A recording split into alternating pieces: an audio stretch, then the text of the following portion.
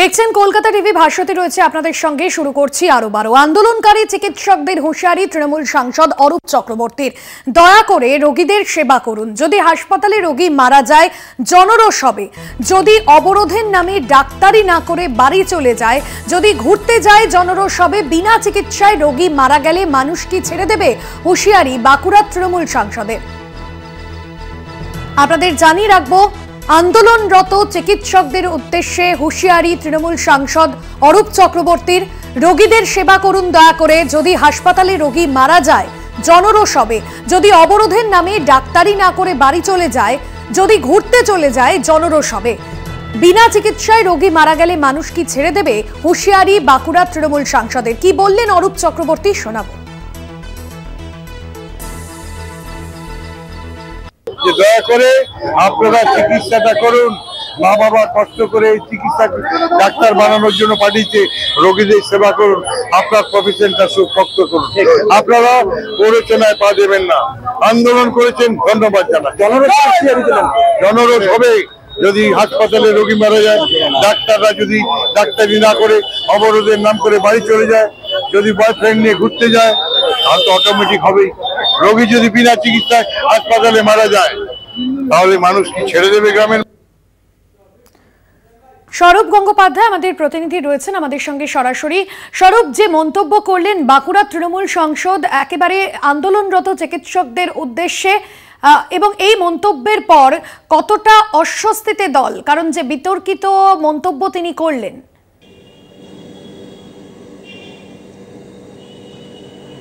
ভাষণে দেখো, একেবারেই অরূপ চক্রবর্তী তৃণমূল সাংসদ বাঁকুড়া লোকসভা কেন্দ্রের, পাশাপাশি তিনি বাঁকুড়া সাংগঠনিক জেলার সভাপতির দায়িত্বেও রয়েছেন। অর্থাৎ দল কতটা অস্বস্তিতে পড়লো সেটা অবশ্যই পরবর্তীকালে আমরা জানতে পারবো, কারণ একের পর এক তৃণমূল সাংসদই বলো বা তৃণমূল নেতা যেভাবে বিতর্কিত কথাবার্তা বলছেন, তাতে বেশ অস্বস্তি পড়ছে দল, এটা অবশ্যই পরিষ্কার। তবে গতকালকে অরূপ চক্রবর্তী তৃণমূল সাংসদ তিনি যে মঞ্চ থেকে, অর্থাৎ যে মঞ্চ, ধর্ণা মঞ্চ থেকে প্রকাশ্যে বাঁকুড়ার মাচানতলার আকাশ মুক্ত মঞ্চ থেকে তিনি বলছেন যে এবার চিকিৎসকরা জনরোষের মুখে পড়তে পারেন। চিকিৎসা যারা আন্দোলন করছেন, আন্দোলনকারীদের সমর্থন করি, তাদের আন্দোলনকে সমর্থন করি, কিন্তু মানুষ গ্রাম থেকে এসে মানুষ আসছেন, গরিব মানুষের চিকিৎসা পরিষেবা থেকে তাদেরকে বঞ্চিত করবেন না। তাদেরকে চিকিৎসা পরিষেবা দিন। চিকিৎসার অভাবে কারো মৃত্যু হলে গ্রামের মানুষের জনরোষের মুখে পড়তে হতে পারে, তখন কিন্তু আমরা রক্ষা করতে পারবো না। অরূপ চক্রবর্তীর এরকম হুঁশিয়ারি, অরূপ চক্রবর্তী এরকম সতর্কবার্তা, পাশাপাশি অরূপ চক্রবর্তীর এটা বলা যেতে পারে তিনি সম্ভাবনার কথা বলছেন, জনরোষের মুখে পড়তে পারেন চিকিৎসকরা। গত 10 দিন ধরে জুনিয়র চিকিৎসকরা আন্দোলন করছেন আরজিকর কাণ্ডের দোষীদের গ্রেপ্তারের দাবি নিয়ে, পাশাপাশি বেসিক যে দাবিগুলো, সেই দাবিগুলো নিয়ে মূলত তারা আন্দোলন করছেন, তারা প্রতিবাদ জানাচ্ছেন এবং কর্মবিরতি করছেন। সেই জায়গায় দাঁড়িয়ে অরূপ চক্রবর্তীকে গতকাল কিন্তু আন্দোলনকারী চিকিৎসকদের উদ্দেশ্যে তিনি যেটা বলেছেন, হুঁশিয়ারি দিয়েছেন যে মানুষ যদি মারা যায় চিকিৎসার অভাবে, সেক্ষেত্রে কিন্তু তাদেরকে জনরোষের মুখে পড়তে হতে পারে, যে তখন কিন্তু তৃণমূল কংগ্রেস, অর্থাৎ তখন কিন্তু আমরা রক্ষা করবে না। অরূপ চক্রবর্তী এমনটাই বলেছেন। তবে অরূপ চক্রবর্তীর এই যে বক্তব্য, সেই বক্তব্যের কড়া ভাষায় কটাক্ষ দিয়েছে সিপিএমও। সিপিএম যেটা বলেছে যে দলের যেমন সংস্কৃতি, সেই দল অনুযায়ী উনি ঠিকই কথা বলেছেন, অর্থাৎ কটাক্ষ করেছে সিপিএম। শুধু আন্দোলনকারী চিকিৎসকদের উদ্দেশ্যে অরূপবাবু এরকম বিতর্কিত কথাবার্তা বলেছেন এমনটা নয়, তিনি আবার এটাও বলেছেন বিরোধী দলকেও তিনি এক হাত নিয়েছেন। বিরোধী দলকে তিনি একেবারে একযোগে আক্রমণ করেছেন। মমতা বন্দ্যোপাধ্যায়ের দিকে আঙুল তুললে, মমতা বন্দ্যোপাধ্যায়ের বিরুদ্ধে কুৎসা অপপ্রচার করলে তিনি কিন্তু বলেছেন যে আর কিন্তু রবীন্দ্রসঙ্গীত বাজবে না, আমরা কিন্তু বুঝে নেব, আঙুল ভেঙে দেওয়ার কথা বলেছেন। শুধু এখানেই থেমে থাকেননি অরূপবাবু, এবং অরূপবাবুকে এটাও বলতে শোনা গিয়েছে পুলিশ, বাঁকুড়া জেলা পুলিশের কিছু পুলিশ আধিকারিক রয়েছেন, কিছু পুলিশ কর্মী রয়েছেন যারা কিন্তু ন্যায়সঙ্গত কাজ করছেন না, নিরপেক্ষ কাজ করছেন না, বিরোধী দলকে বেশি মদত দিচ্ছেন, এমন অভিযোগের কথাও তিনি বলেছেন। আন্দোলনের মতো চললেও কোথাও গিয়ে পরিষেবা যদি না পাওয়া যায়, তাহলে জনরোষ তৈরি হতে পারে। ধন্যবাদ জানাবো। স্বরূপ ছিলেন আমাদের সঙ্গে সরাসরি বাঁকুড়া থেকে।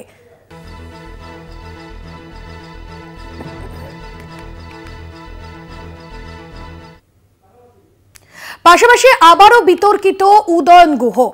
আঙুল ভেঙে দেওয়ার নিদান দেওয়ার পর এবার আন্দোলনকারী মহিলাদের নিয়ে বিতর্কিত মন্তব্য করেছেন তিনি।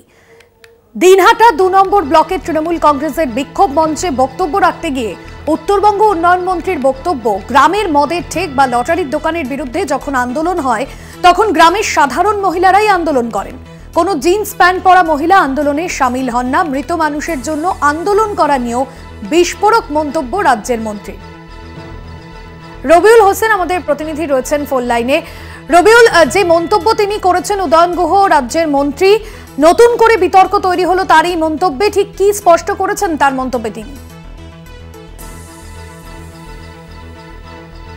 নিদানের মতো বিতর্কিত মন্তব্য, আর তারপরেই গতকাল আন্দোলনরত মহিলাদেরকে নিয়ে মন্তব্য।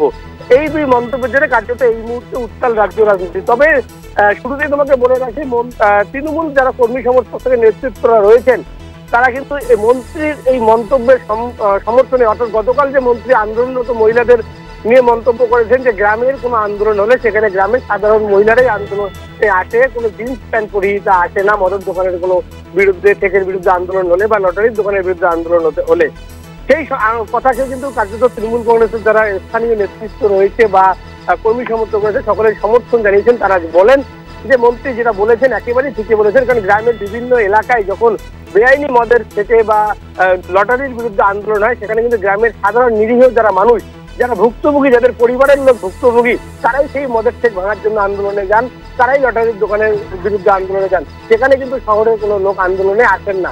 তোমাকে জানিয়ে রাখি, গতকাল মন্ত্রী যে কথা বলেছেন যে শহরের যারা জিন্স প্যান্ট পরিহিতা রয়েছেন তারা যখন গ্রামের এটা আন্দোলনে আসেন না, এর কারণ হিসেবে মন্ত্রী বলেছেন যে এই গ্রামের যে মদের ঠেকগুলো রয়েছে এর বিরুদ্ধে যখন আন্দোলন হয় সেখানকার খবর। একদমই রবিউল, অর্থাৎ বোঝাই যাচ্ছে তার এই মন্তব্য নতুন করে বিতর্ক তৈরি করলো। ধন্যবাদ জানাবো তোমায়। কি বলেছেন উদয়ন গুহ শোনাবো। কত পরিবার আছে মদ খেয়ে খেয়ে খেয়ে বিশ্ব হয়ে গিয়ে আত্মহত্যা করছে, কিংবা লিভার পচে গিয়ে মারা যাচ্ছে। এসব ক্ষেত্রে আমি দেখেছি যে কোন কোন সময় গ্রামের মহিলারা আন্দোলনে নামে, তারা মদের ঠেক ভেঙে দেন, তারা জুয়োর ঠেক ভেঙে দেওয়ার জন্য ঝাঁটা নিয়ে মিছিল করেন। কিন্তু মদের ঠেক ভাঙার জন্য, জুয়োর ঘাঁটি ভাঙবার জন্য আমি কোনোদিনও কোন জিন্স পরা মহিলাকে দেখিনি, আমি কোনোদিনও বয়কট চুল আনা কোন মহিলাকে দেখিনি যে জুয়োর ঘাঁটি ভেঙে দেওয়ার জন্য, মদের ঘাঁটি ভেঙে দেওয়ার জন্য রাস্তায় নামছে। এগুলা গ্রামের গরিব মানুষের আন্দোলন, গ্রামের মা বোনদের আন্দোলন। আমরা শহরের মানুষ কেন ওইসব আন্দোলনের মধ্যে যাই? আমরা যে আন্দোলনের মধ্যে যাব সেটা টিভিতে দেখাবে, সেটা ইংরেজি কাগজের ছবি হবে,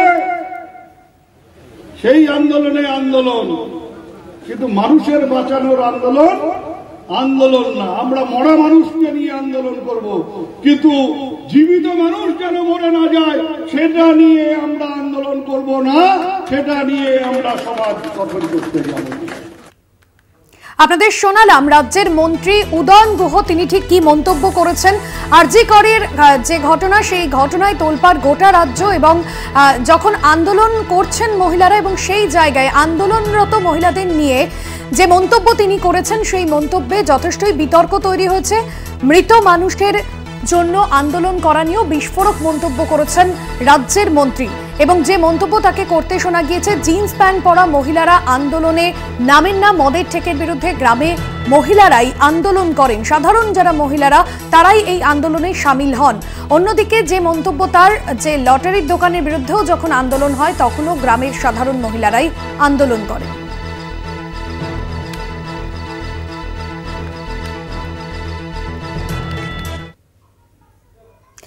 নারী সুরক্ষা নিয়ে রাজ্যকে তোপ রাজ্যপালের। বাংলা মহিলাদের জন্য নিরাপদ নয়, নারী সুরক্ষায় ব্যর্থ রাজ্য সরকার, গুন্ডাদের জন্য আতঙ্কিত মহিলারা। আরজি কর ইস্যুতে রাজ্য সরকার অসংবেদনশীল মন্তব্য করেছেন রাজ্যপাল সিভি আনন্দ বোস। কি বলেছেন রাজ্যপাল শোনাবো।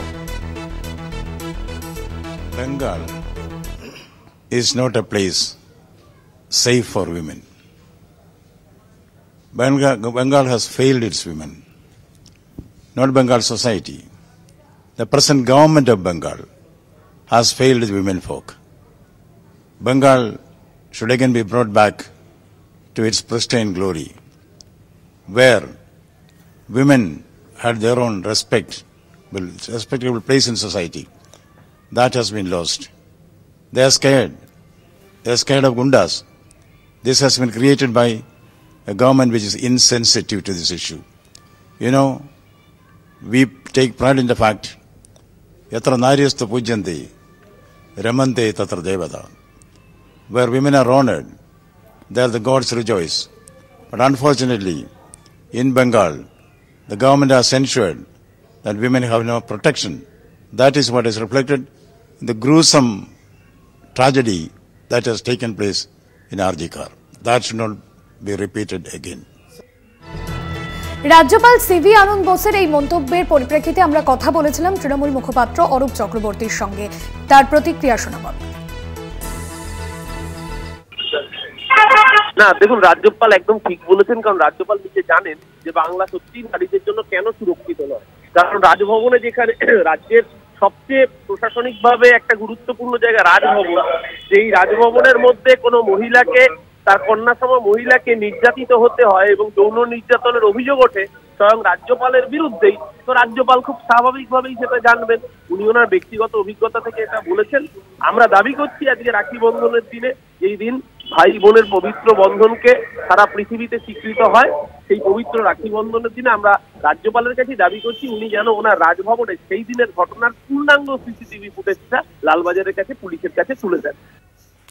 আপনাদের শোনালাম তৃণমূল মুখপাত্র অরূপ চক্রবর্তী, তিনি ঠিক কি বলেছেন। আমরা দেখেছিলাম যে আরজিকরের যে ঘটনা, সেই ঘটনার ঠিক পরে পরে রাজ্যপাল সিভি আনন্দ বোস তিনি আরজিকর হাসপাতালে যান এবং ঘটনাস্থল তিনি পরিদর্শন করেছিলেন এবং বেশ কিছু তাকে পড়ুয়াদের পাশে থাকারও তিনি আশ্বাস দিয়েছিলেন। সিপিএম নেতা বিশিষ্ট আইনজীবী বিকাশ রঞ্জন ভট্টাচার্য রয়েছেন আমাদের সঙ্গে ফোন লাইনে।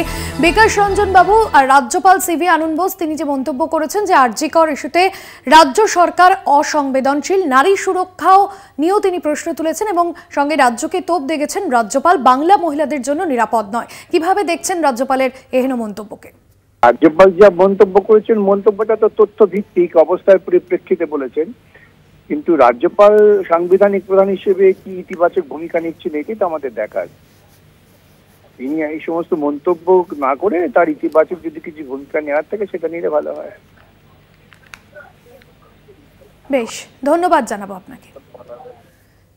সিপিএম নেতা বিকাশ রঞ্জন ভট্টাচার্য ছিলেন আমাদের সঙ্গে ফোন লাইনে।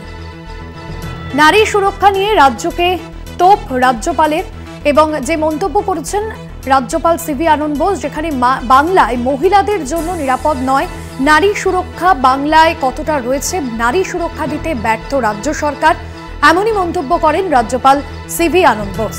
আমরা দেখেছিলাম আরজিকরের ঘটনার পর গত 14ই আগস্ট যে ঘটনা ঘটেছিল, অর্থাৎ আরজিকর হাসপাতালে দুষ্কৃতীদের তাণ্ডব, আমরা দেখেছিলাম সেই ঘটনা এবং তারপর রাজ্যপাল সিভি আনন্দ বোস আরজিকর হাসপাতালে যান, পড়ুয়াদের পাশে থাকার আশ্বাস দেন এবং দোষীদের সঠিক বিচার হবে, সঠিকভাবে তারা শাস্তি পাবে, এমনটাও রাজ্যপাল সিভি আনন্দ বোস জানিয়েছিলেন।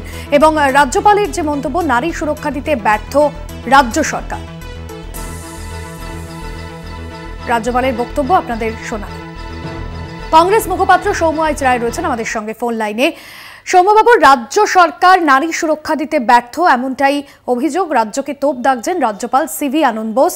কিভাবে দেখছেন তিনি? পাশাপাশি আরজিকরের যে ঘটনা, সেই ঘটনায় রাজ্যের যে ভূমিকা তা অসংবেদনশীল, এমনটাই বলছেন তিনি। না না, সেটা বুঝলাম। রাজ্যপালের কথা তো একটু আর নতুন করে প্রমাণ করার কোনো জায়গা নেই। রাজ্যের নারীরা সুরক্ষিত নয় বা দেশের আইন শৃঙ্খলা, রাজ্যের আইন শৃঙ্খলা পরিস্থিতি খারাপ। এই বিষয়টা এমন হচ্ছে, আপনি ডাক্তারের কাছে গেছেন চিকিৎসা করতে, ডাক্তারই বলছে আপনি আমার চিকিৎসা করুন। আমরা 3-4 দিন আগে রাজ্যপালকে মিট করেছিলাম এই বিষয়ে। রাজ্যপাল তো যা বললেন মনে হলো যে না, উনি আমাদেরকে ডেপুটেশন দিতে এসছেন। তো ব্যাপারটা হচ্ছে উনি এই রিপোর্টটাকে কেন্দ্রীয় সরকারের কাছে পাঠান। কেন্দ্রে তো বিজেপির সরকার রয়েছে, কেন্দ্রে তো একটা সরকার চলছে যেখানে স্বরাষ্ট্রমন্ত্রীর কাছে পাঠান।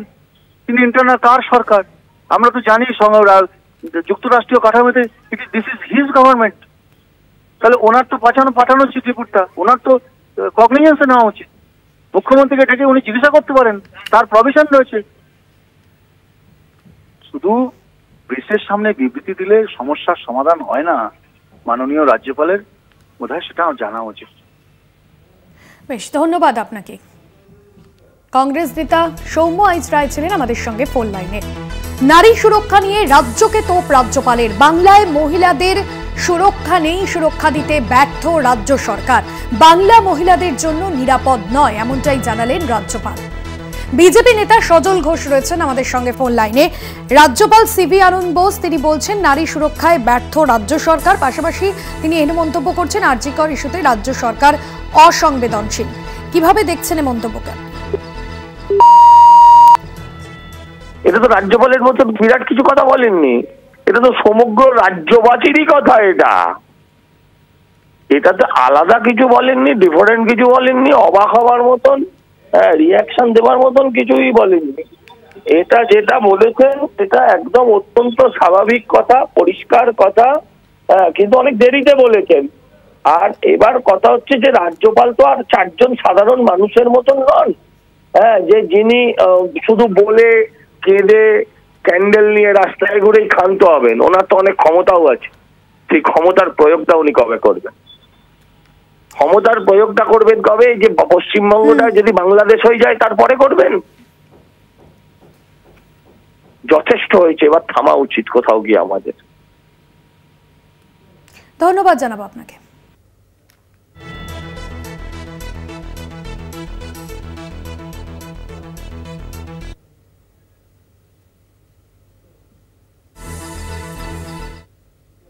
অন্যান্য খবর নিয়ে ফিরছে একটা বিরতির পর, সঙ্গে থাকুন।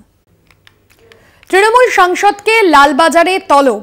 আপনাদের জানিয়ে রাখবো, গতকালই তৃণমূল সাংসদ সুখেন্দু শেখর রায়কে যেরকম তলব করা হয়েছিল, তৃণমূল সাংসদকে লালবাজারে তলব। গ্রেফতারির আশঙ্কায় হাইকোর্টে সুখেন্দু শেখর রায়। বিচারপতি রাজস্বী ভরদ্বাজের এজলাসে আবেদন। তৃণমূল সাংসদকে লালবাজারে তলব। আপনাদের জানিয়ে রাখবো, গ্রেফতারির আশঙ্কায় হাইকোর্টে সুখেন্দু শেখর রায়। যে গুরুত্বপূর্ণ খবরের দিকে আমরা নজর রেখেছি, গতকালই আমরা দেখেছিলাম সুখেন্দু শেখরকে তলব করা হয়েছিল লালবাজারে। যদিও শারীরিক অসুস্থতার কারণ দেখিয়ে গতকাল তিনি হাজিরা এড়িয়ে গিয়েছিলেন।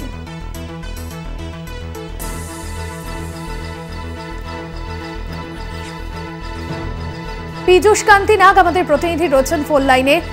পীযূষদা, কি জানা যাচ্ছে এই বিষয়ে? দেখুন, লালবাজারের নোটিশ পাওয়ার পর সুখেন্দু শেখর রায় তার এক্স হ্যান্ডেলে যে আর্টিকেল নিয়ে যে মন্তব্য করেছিলেন তার নোটিশের ভিত্তিতে সেই ক্লারিফিকেশন পুলিশকে তিনি দিয়েছেন। সেই ক্লারিফিকেশন পাওয়ার পরেও সে ফার্দার তাকে নোটিশ করা হয়েছে এবং এক্ষেত্রে তিনি গ্রেফতারির আশঙ্কা করছেন, এমনটাই তার আইনজীবী আদালতে বিচারপতি রাজস্বী ভরদ্বাজের দৃষ্টি আকর্ষণ করে আবেদন জানান। তিনি আবেদন জানিয়ে বলেন, এর প্রেক্ষিতে তিনি রক্ষা কবচ চান, তাই একটি মামলা দায়ের করে দ্রুত শুনানির আবেদন জানাচ্ছেন।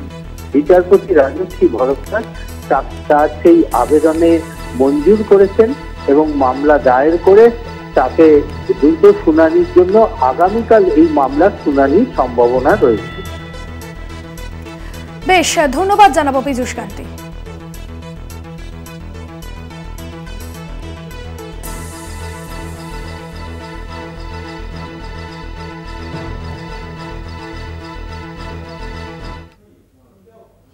লালবাজারের তলবের মুখে ইঙ্গিতপূর্ণ পোস্ট সুখেন্দু শেখরের। আমি ভয় করব না, রবীন্দ্রসঙ্গীত পোস্ট তৃণমূল সাংসদের। মোহনবাগান ইস্টবেঙ্গল সমর্থকদের প্রতিবাদকে সমর্থন জানিয়েও পোস্ট। আজকে লালবাজারে হাজিরা দেবেন সুখেন্দু শেখর রায়। রবিবার একদিনে 2টি নোটিশ পাঠায় লালবাজার। আর.জি. কর তদন্তে ভুল তথ্য পোস্ট করার অভিযোগে তলব করা হয়। অসুস্থতার জন্য সময় চেয়েছেন তৃণমূল সাংসদ।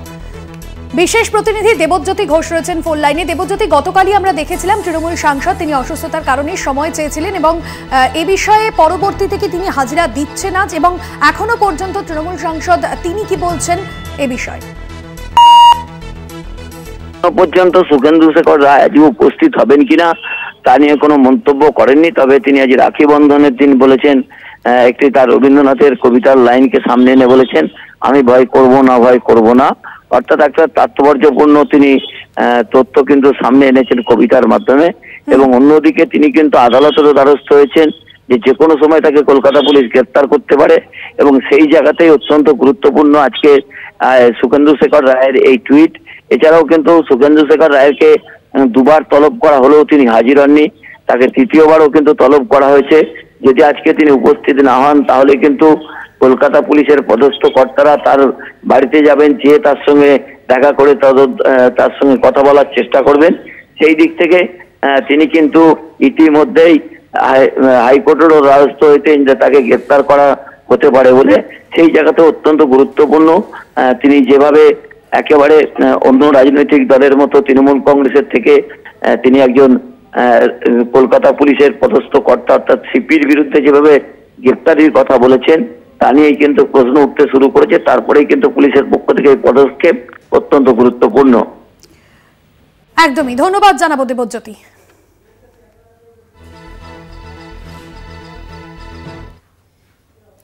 অন্যান্য খবর নিয়ে ফিরে আসছি বিরতির পর, সঙ্গে থাকুন।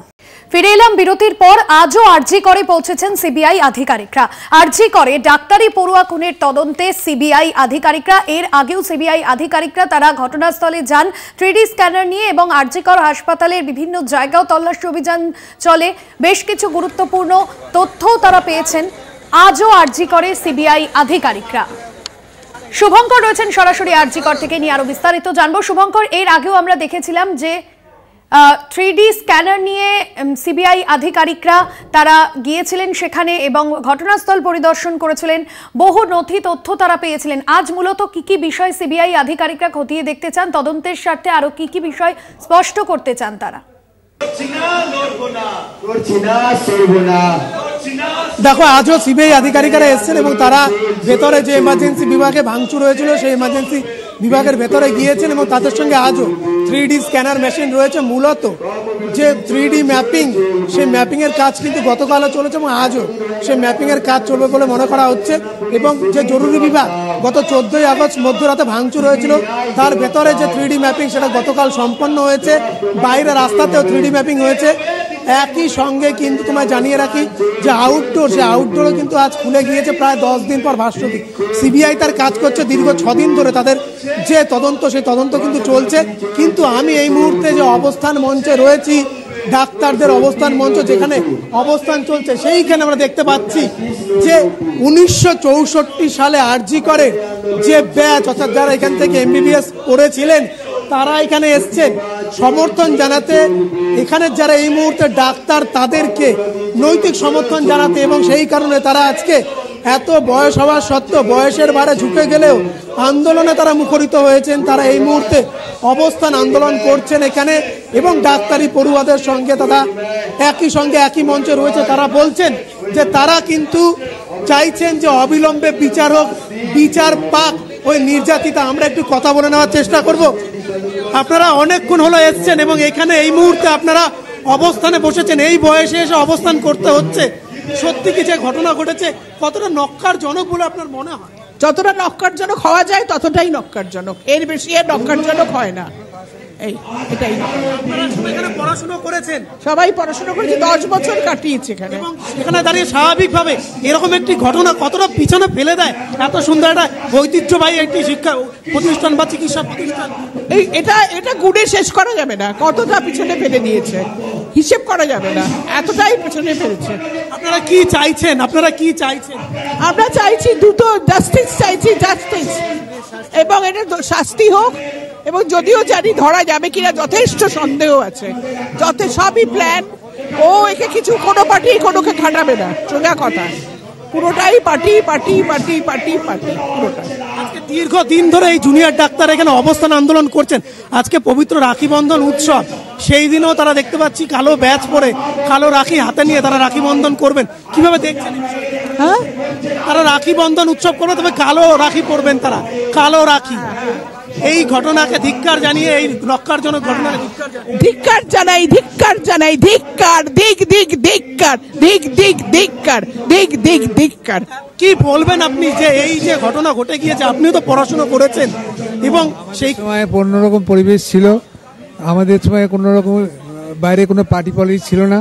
আমাদের আরজিকরের মধ্যে একটাই ছিল, আরজিকর মানে আরজিকর। হ্যাঁ, সেখানে কোনো রকম ভেদাভেদ ছিল না। এবং এরকম এরকম ঘটনা যে ঘটতে পারে আমরা জীবনে ভাবতেও পারিনি। আমাদের সঙ্গে নকশাল আন্দোলন হয়েছে, কিন্তু তার চেহারা এই চেহারার মধ্যে আকাশ পাতাল তফাৎ।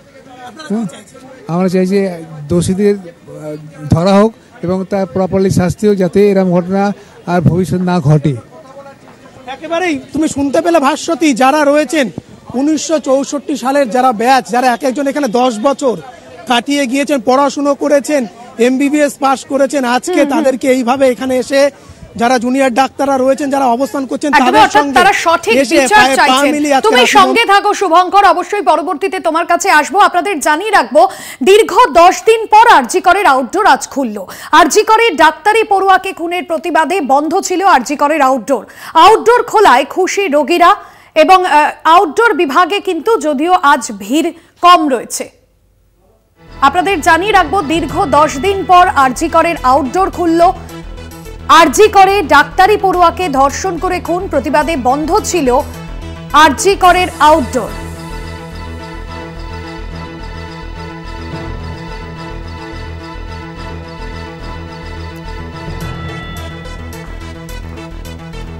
আর এ নিয়ে আরো বিস্তারিত জানবো। শুভঙ্কর রয়েছেন আমাদের সঙ্গে সরাসরি আরজি কর থেকে। শুভঙ্কর, আজ আউটডোর খোলায় রোগীরা আসছেন, পরিষেবা পাচ্ছেন তারা, তবে অন্যান্য সময়ের তুলনায় আজ ভিড় কম রয়েছে। কি বলছেন রোগীরা? এতদিন পর পরিষেবা পাচ্ছেন তারা, চিকিৎসকরাই বা কি বলছেন জানতে চাইব। দেখো ভাস্বতী, এটা বোধহয় সত্যি ভালো খবর একটি হাসপাতালের পক্ষে। শহর কলকাতার বুকে, শহর কলকাতার প্রাণ কেন্দ্রে অবস্থিত একটি হাসপাতাল আরজি কর, যেটি কয়েকদিন আগে থেকে এমন অস্থিরকর পরিস্থিতি সেখানে তৈরি হয়েছিল যে গত 9 আগস্ট থেকে বলা যেতে পারে আউটডোর পরিষেবা সম্পূর্ণ বিপর্যস্ত হয়, বন্ধ করে দেওয়া হয়েছিল এবং সেখানে আন্দোলন অবস্থান একাধিক চলেছে। আজ দীর্ঘ প্রায় 10 দিন পর সে আউটডোর পরিষেবা পুনরায় চালু হয়েছে। আজকে সপ্তাহের প্রথম দিন সোমবার। অন্যান্য দিনগুলোতে বা সোমবারে যেরকম ভিড় আরজি কর আউটডোরে দেখা যায়, সেই ভিড় হয়তো ছিল না, কিন্তু সেখানে যারা আসছেন চিকিৎসা করাতে তারা কিন্তু বেজায় খুশি। কেননা তারা অনেকেই আগে এসে ফিরে গিয়েছেন, এই 10 দিনের মধ্যে এসে তারা অনেকে ফিরে গিয়েছেন, ডাক্তার দেখাতে পারেননি, কেননা আউটডোর কবে খুলবে তার কোনো নিশ্চয়তা ছিল না। অবশেষে সেই আউটডোর খুলেছে এবং তারা ডাক্তার দেখাতে পেরেছেন। তারা চাইছেন যে এইভাবেই আউটডোর পরিষেবা অন্ততপক্ষে চালু থাকুক। ইমার্জেন্সি পরিষেবাও ট্রমা কেয়ারে দেওয়া হচ্ছে, জেনারেল এমার্জেন্সি চালু রয়েছে। জেনারেল আউটডোর শুধু যে চালু হয়েছে এমনটা নয়, সেই সঙ্গে রেডিওথেরাপির যে আউটডোর, যেটি আরজি কর হাসপাতাল এবং পশ্চিমবঙ্গের অন্যতম মাইলস্টোন এই আরজি করের ক্যান্সার ডিপার্টমেন্ট, সেই রেডিওথেরাপি ডিপার্টমেন্টের যে আউটডোর সেটিও কিন্তু ভাস্বতী চালু হয়েছে। এবং আমরা দেখছিলাম যে ভেতরে যারা বসে রয়েছেন শুধু চিকিৎসকরা নন, যারা বিভিন্ন ডিপার্টমেন্টে থাকেন, যারা বিভিন্ন কর্মীরা থাকেন, যেমন ব্লাড কালেকশন রিপোর্ট কালেকশন সেন্টারের একজন দিদির সঙ্গে আমরা সরাসরি কথা বলেছিলাম, যিনি একেবারে রাশি রাশি রিপোর্ট নিয়ে বসে রয়েছেন। তিনি জানিয়েছেন তারা চিকিৎসা পরিষেবা দেওয়ার জন্যই কিন্তু আউটডোর খুলেছেন এবং তারা চান রোগীরা আসুক, চিকিৎসা করান। তবে তাদেরও কিন্তু একই দাবি ডাক্তারদের মতোই, যে অন্তত পক্ষে সেই নির্যাতিতা তরুণী এখানে এইভাবে মারা গিয়েছে, বোঝাই যাচ্ছে যে স্বাভাবিক ছন্দে ফেরার চেষ্টা করছে আরজি কর। রোগী পরিষেবা স্বাভাবিক হচ্ছে এবং আজ সকাল থেকে আউটডোরে পরিষেবা নিতে আসছেন রোগীরা। যদিও রোগীরা তারা কিন্তু এতদিন পর তাদের পরিষেবা পেয়ে খুশি। ধীরে ধীরে স্বাভাবিক ছন্দে ফিরছে আরজি কর হাসপাতাল। দীর্ঘ 10 দিন পর আরজি করের আউটডোর খুলল।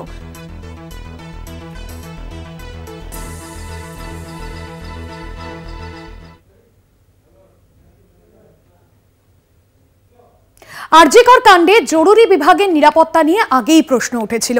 সিবিআই হেফাজতে থাকা মহিলা চিকিৎসক খুনের ঘটনায় ধৃত সঞ্জয় রায়কে জিজ্ঞাসাবাদের পর সিবিআই সূত্রে জানা যায়, ঘটনার দিন সঞ্জয় সেমিনার হলে যাওয়ার আগে ট্রমা সেন্টারে গিয়েছিল। কেন গিয়েছিল সঞ্জয়, এই কারণ জানা না গেলেও এবার আরজি করে ট্রমা সেন্টারের নিরাপত্তা নিয়ে উঠল প্রশ্ন। দেখুন কলকাতা টিভির বিশেষ প্রতিবেদন। নমস্কার, কলকাতা টিভিতে আপনাদের স্বাগত। আমি সুদীপ্ত রয়েছি আপনাদের সঙ্গে।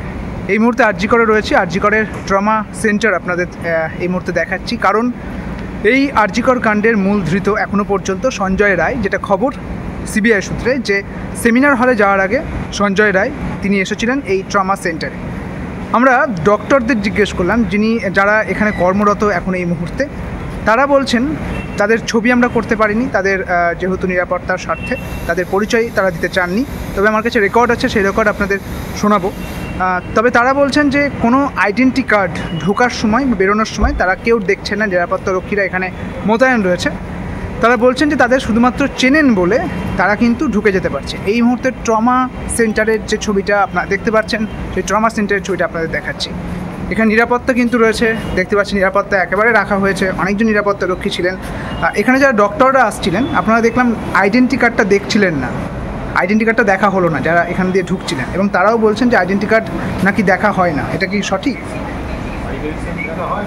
কিন্তু ওনারা বললেন যে ওনাদের এখন চিনে গেছেন বলে সেক্ষেত্রে আইডেন্টি কার্ড দেখা, আমার কাছে রেকর্ড আছে, ওনারা চিনে গেছেন বলে আপনাদের নাকি আইডেন্টি কার্ড দেখা হয় না, যেটা আমিও এখানে ছবি করলাম যখন দেখলাম যে আইডেন্টি কার্ড দেখা হলো না, এবং তারা বলছেন এখন আমাদের চেনেন বলে। একটা জিনিস যেটা জানা যাচ্ছে সিবিআই সূত্রে খবর, সঞ্জয় রায় এই কাণ্ডের মূল ধৃত যিনি, সেমিনার হলে যাওয়ার আগে ট্রমা সেন্টারে তিনি এসেছিলেন, কয়েক মিনিট ছিলেন এখানে। সেক্ষেত্রে কি তাহলে তাকেও আইডেন্টি কার্ড দেখা হয়নি, কিচ্ছু পরিচয়পত্র নেওয়া হয়নি? সেদিন তো আমি ছিলাম। আপনারা ছিলেন? কারা ছিল এখানে? অনেকগুলো নিরাপত্তা রক্ষীকে দেখেছি। তাহলে তো প্রশ্নের মুখে পড়ে গেল নিরাপত্তার ব্যবস্থাটা। বুঝতে পারছেন ট্রমা সেন্টারে রয়েছি এই মুহূর্তে, এবং নিরাপত্তার যে প্রশ্ন উঠেছিল যে আরজি করের এমার্জেন্সিতে কোনো আইডেন্টি কার্ড দেখা হয় না, ডক্টরেরা যখন ঢোকেন শুধুমাত্র ডক্টর বললে পরে আর কোনো প্রশ্ন করা হয় না। একইভাবেই যখন সঞ্জয় রায় তিনি সেমিনার হলে যাওয়ার আগে এই ট্রমা সেন্টারে ঢুকেছিলেন বলে খবর সিবিআই সূত্রে, তার ক্ষেত্রেও তাহলে কিছু দেখা হয়নি। কারণ চিকিৎসকেরা যখন ঢুকলেন, পড়ুয়ার চিকিৎসক বলুন বা চিকিৎসকেরা যখন ঢুকলেন, তাদেরও কিন্তু কোনো রকম আইডেন্টি কার্ড দেখা হয়নি। অর্থাৎ নিরাপত্তা নিয়ে আরও একবার প্রশ্ন উঠল আরজি করের ট্রমা সেন্টারে। কলকাতা টিভি, রাত দিন 7 দিন। আরো 12 সময় এখন একটা বিরতির, ফিরছি বিরতির পর, সঙ্গে থাকুন। ফিরে এলাম বিরতির পর, আর এবার যে খবরে নজর রাখবো, জেরায় ধৃত সঞ্জয় রায় কি কিছু লুকোচ্ছে? ধৃতের বয়ান কতটা সত্যি কতটা মিথ্যে? এবার পলিগ্রাফ টেস্ট করার ভাবনা সিবিআইয়ের। যে খবর আপনাদের সামনে তুলে ধরছি, জেরায় ধৃত সঞ্জয় রায় কি যে বয়ান দিয়েছেন সেই বয়ান কতটা সত্যি কতটা মিথ্যে, এই সমস্ত বয়ান যাচাই করে নিতে চান সিবিআই আধিকারিকরা। সিবিআইয়ের যে উচ্চ পর্যায়ের বৈঠক হয়েছে সেখান থেকেই পলিগ্রাফ টেস্ট করার ভাবনা সিবিআই আধিকারিকদের, আর সেই মতো কিন্তু প্রক্রিয়া ইতিমধ্যেই শুরু হয়েছে। আপনাদের জানিয়ে রাখবো, জেরায় ধৃত সঞ্জয় রায় কিছু কি লুকোচ্ছে?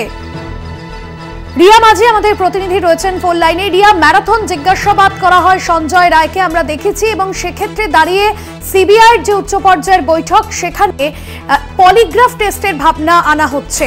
কিভাবে এগোবে এই বিষয়টি, কি জানা যাচ্ছে?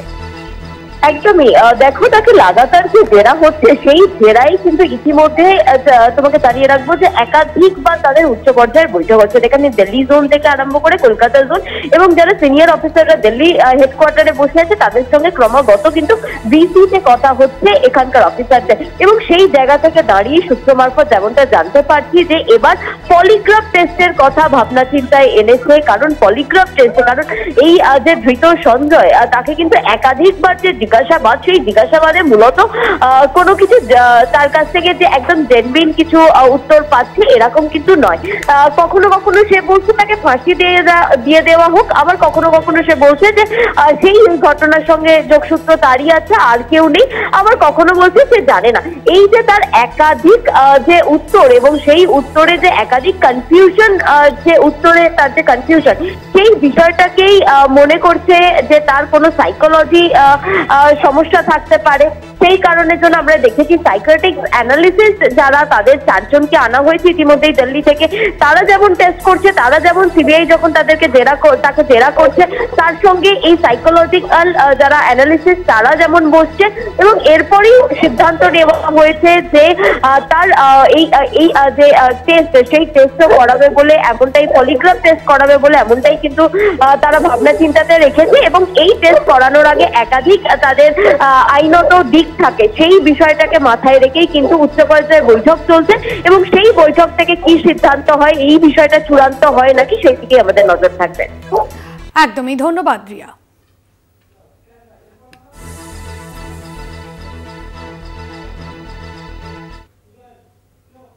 আবারও বিতর্কিত উদয়ন গুহ। আঙুল ভেঙে দেওয়ার নিদান দেওয়ার পর এবার আন্দোলনকারী মহিলাদের নিয়ে বিতর্কিত মন্তব্য উদয়ন গুহর।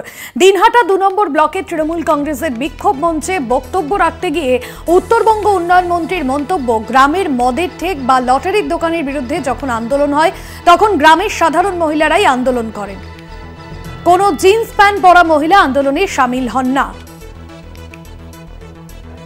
রবিউল হোসেন আমাদের প্রতিনিধি রয়েছেন, এই নিয়ে আমরা বিস্তারিত জানবো। সরাসরি রয়েছে রবিউল, যে মন্তব্য করেছেন উদয়ন গুহ এবং যে মন্তব্যে আবার নতুন করে বিতর্ক তৈরি হয়েছে, তার যে মন্তব্যে ঠিক কি স্পষ্ট হচ্ছে?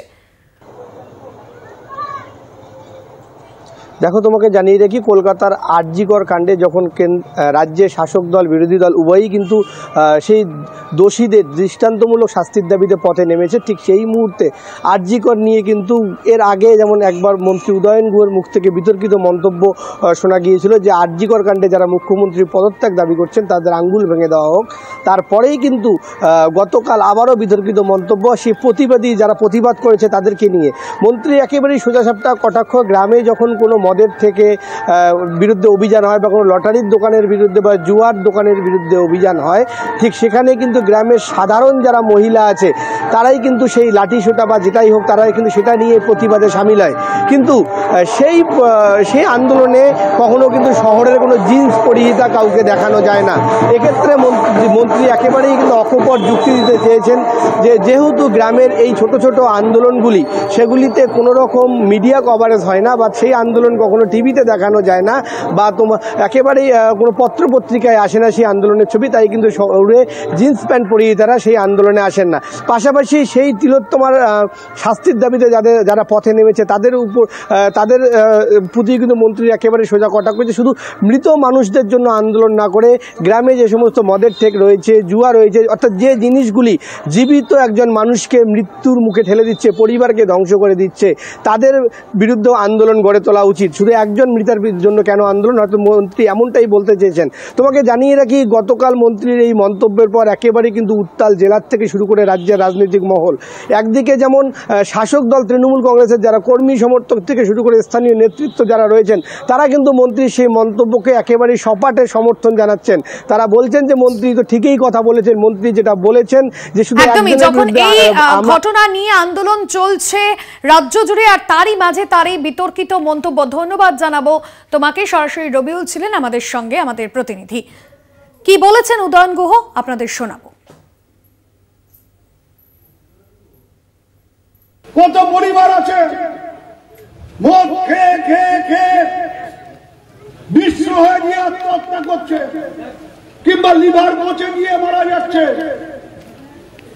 এসব ক্ষেত্রে আমি দেখেছি যে কোন সময় গ্রামের মহিলারা আন্দোলনে নামে, তারা মদের ঠেক ভেঙে দেন, তারা জুয়োর ঠেক ভেঙে দেওয়ার জন্য ঝাঁটা নিয়ে মিছিল করেন, কিন্তু মদের ঠেক ভাঙার জন্য, জুয়োর ঘাঁটি ভাঙবার জন্য আমি কোনোদিনও কোন জিন্স পরা মহিলাকে দেখিনি, আমি কোনোদিনও বয়কট চুল আনা কোন মহিলাকে দেখিনি যে জুয়োর ঘাঁটি ভেঙে দেওয়ার জন্য, মদের ঘাঁটি ভেঙে দেওয়ার জন্য রাস্তায় নামে। এই মুহূর্তে ফোন লাইনে রয়েছেন শিলিগুড়ি প্রাক্তন মেয়র সিপিএম নেতা অশোক ভট্টাচার্য। অশোকবাবু, যে মন্তব্য করেছেন উদয়ন গুহ, যেখানে তিনি আবারও বিতর্কিত মন্তব্য করেছেন, তিনি বলছেন যে মদের ঠেকের বিরুদ্ধে গ্রামের সাধারণ মহিলারা আন্দোলন করে, জিন্স প্যান্ট পরা মহিলারা আন্দোলন করে না। বলাই যেতে পারে যে আরজি করের যে ঘটনা, সেই ঘটনায় আন্দোলনরত মহিলাদের উদ্দেশ্যে তিনি এহেন মন্তব্য করেছেন। আপনার কি প্রতিক্রিয়া? উদয়ন গুহ একজন রাজ্যের মন্ত্রী, কিন্তু সত্যি কথা বলতে গিয়ে তিনি শুধু উত্তরবঙ্গের নয়, আমাদের রাজ্যের একটা লজ্জা। একের পর এক যে ধরনের মন্তব্য তিনি করছেন, এরকম একটি সংবেদনশীল ঘটনাকে কেন্দ্র করে, তার তো কোনো নৈতিক অধিকার নাই মন্ত্রী হিসাবে থাকা। কারণটা হচ্ছে, আমি তো মনে করি যে তাকে সবার বয়কট করা উচিত। তিনি তার যে এই যে উত্তরবঙ্গ উন্নয়ন দপ্তরের মন্ত্রী, সেখানে যে শিলিগুড়ির পাশেই তিনি সেখানে যে হিমালয় কন্যা, তার যে একটা যেখানে অফিস কার্যালয়টা তার শিলিগুড়ির পাশেই। আমি তো বলবো শিলিগুড়ির সমস্ত স্তরের মানুষকে বলবো, গ্রামে শহরে সবাই মানুষকে তার বিরুদ্ধে বিক্ষোভ করা উচিত, তাকে কালো পতাকা দেখানো উচিত, এবং তার মন্ত্রী চেয়ারে বসার কোনো নৈতিক অধিকার নাই, এবং তাকে সব মানুষের বয়কট করা উচিত।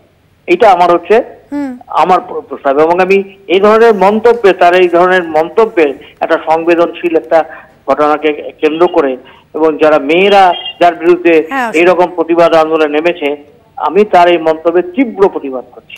ধন্যবাদ জানাবো আপনাকে।